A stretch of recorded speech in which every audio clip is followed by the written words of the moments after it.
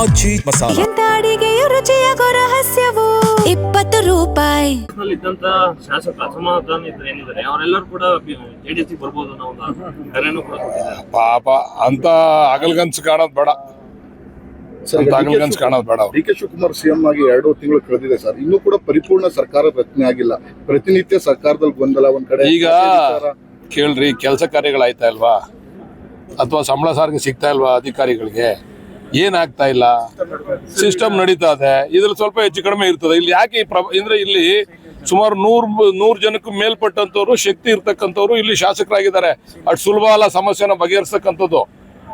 ಈಗ 15-20 ಜನ ಗೆದ್ದು ಮುಖ್ಯಮಂತ್ರಿ ಆಗಿ ಬಗೆಹರಿಸೋದೇ ಬೇರೆ, 140 ಜನ ಗೆಲ್ಸ್ಕೊಂಡು ಮುಖ್ಯಮಂತ್ರಿ ಆಗಿ ಸಮಸ್ಯೆ ಬಗೆಹರಿಸ್ತಕ್ಕಂಥದ್ದು ಒಂದು ಚಾಲೆಂಜಿಂಗ್ ಇಶ್ಯೂ. ಬಗೆಹರಿಸ್ತಾರೆ. ಮಾಧ್ಯಮದವ್ರಿಗೆ ನನ್ಗೇನು ಅರ್ಥ ಇಲ್ಲ. ಬಗ್ಗೆ ಸಿಸ್ಟಮ್ ನಿಂತೋಗ್ಬಿಟ್ಟಿದ್ರೆ ನೀವು ಹೇಳಿ, ಸಿಸ್ಟಮ್ ನಿಂತೋಗ್ಬಿಟ್ಟಿದೆ. ಅಧಿವೇಶನ ಖಾತೆ ಹಂಚಿಲ್ಲ, ಇನ್ನೂ ಕೂಡ ಒಂದು ವಾರ ಆಯ್ತು.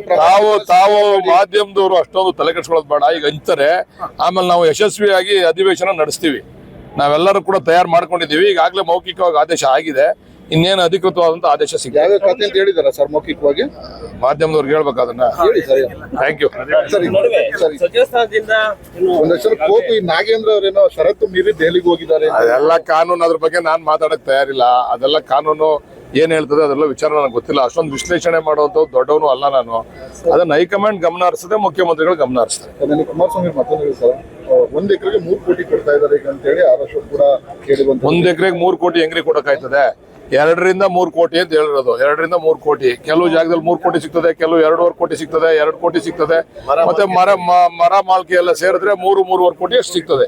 ಇದ್ದಂತ ಶಾಸಕ ಅಸಮಾಧಾನ ಏನಿದ್ದಾರೆ ಅವರೆಲ್ಲರೂ ಕೂಡ ಜೆಡಿಎಸ್ ಬರ್ಬೋದು ಅನ್ನೋ ಒಂದು ಕರೆನೂ ಕೂಡ ಕೊಟ್ಟಿದ್ದಾರೆ. ಪಾಪ ಅಂತ ಅಗಲ್ಗನ್ಸ್ ಕಾಣೋದು ಬೇಡ, ಅಗಲ್ಗನ್ಸ್ ಕಾಣೋದು ಬೇಡ. ಡಿ ಕೆ ಶಿವಕುಮಾರ್ ಸಿಎಂ ಆಗಿ 2 ತಿಂಗಳು ಕಳೆದಿದೆ ಸರ್, ಇನ್ನೂ ಕೂಡ ಪರಿಪೂರ್ಣ ಸರ್ಕಾರ ರಚನೆ ಆಗಿಲ್ಲ.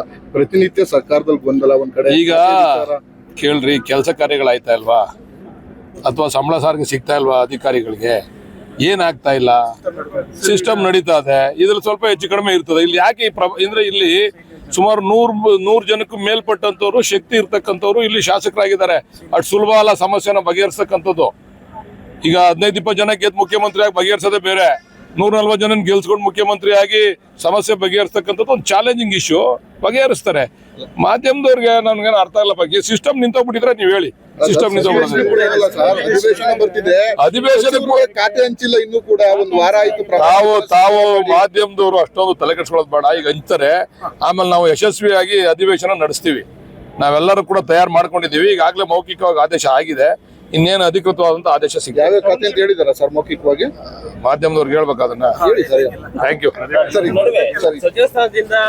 ಒಂದಷ್ಟು ಕೋಪಿ ನಾಗೇಂದ್ರ ಅವರೇನೋ ಷರತ್ತು ಮೀರಿ ದೆಹಲಿಗೆ ಹೋಗಿದ್ದಾರೆ. ಅದೆಲ್ಲ ಕಾನೂನು, ಅದ್ರ ಬಗ್ಗೆ ನಾನು ಮಾತಾಡಕ್ ತಯಾರಿಲ್ಲ. ಅದೆಲ್ಲ ಕಾನೂನು ಏನ್ ಹೇಳ್ತದೆ ಅದೆಲ್ಲ ವಿಚಾರ ನನಗೆ ಗೊತ್ತಿಲ್ಲ. ಅಷ್ಟೊಂದು ವಿಶ್ಲೇಷಣೆ ಮಾಡುವಂತ ದೊಡ್ಡವನು ಅಲ್ಲ ನಾನು. ಅದನ್ನ ಹೈಕಮಾಂಡ್ ಗಮನ ಹರಿಸದೆ, ಮುಖ್ಯಮಂತ್ರಿಗಳು ಗಮನ ಹರಿಸ್ತಾರೆ. ಕುಮಾರಸ್ವಾಮಿ ಮತ್ತೊಂದು ಸರ್, 1 ಎಕರೆಗೆ 3 ಕೋಟಿ ಕೊಡ್ತಾ ಇದ್ದಾರೆ ಈಗ ಅಂತ ಹೇಳಿ ಆರೋಪ ಕೂಡ ಕೇಳಿ ಬಂತು. 1 ಎಕರೆಗೆ 3 ಕೋಟಿ ಹೆಂಗ್ರಿ ಕೊಡಕ್ಕಾಯ್ತದೆ? 2ರಿಂದ 3 ಕೋಟಿ ಅಂತ ಹೇಳಿರೋದು. 2ರಿಂದ 3 ಕೋಟಿ. ಕೆಲವು ಜಾಗದಲ್ಲಿ 3 ಕೋಟಿ ಸಿಗ್ತದೆ, ಕೆಲವು 2.5 ಕೋಟಿ ಸಿಗ್ತದೆ, 2 ಕೋಟಿ ಸಿಗ್ತದೆ. ಮತ್ತೆ ಮರ ಮಾಲ್ಕೆ ಎಲ್ಲ ಸೇರಿದ್ರೆ 3-3.5 ಕೋಟಿ ಅಷ್ಟು ಸಿಗ್ತದೆ.